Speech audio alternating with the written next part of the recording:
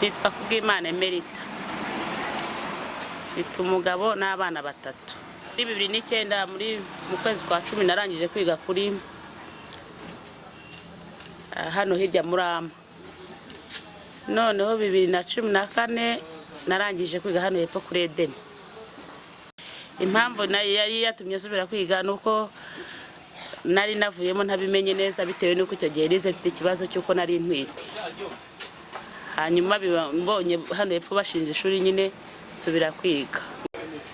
Kuba narizemo hari abifitiye akamaro biramfasha cyane kuko sinshobora kuba nabura na mituweli, bimfitiye akamaro nyine kanini, nawe urabyumva. Ntago nsanzwe mpasengera, sengeramo bisanzwe. Shobora kuba maze nk'imyaka 5.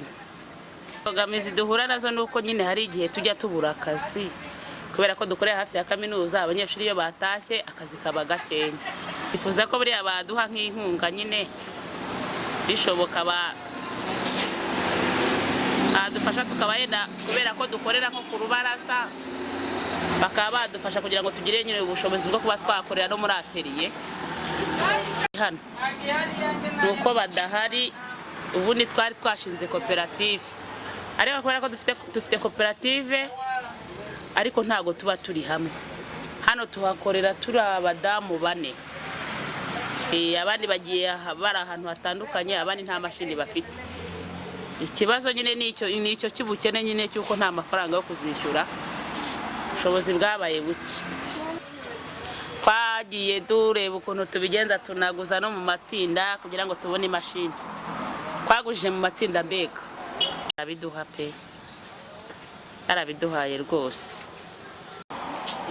Ikintu nabwira abandi ba mama nuko nabashishikariza kwiga imyuga kuko ifite akamaro. Bigira akamaro kuko nimba kenshi twarahangaga amaso abagabo bacu tugira ibyo tubaka, bimwe na bimwe dusigaye tubyikemurira nyine.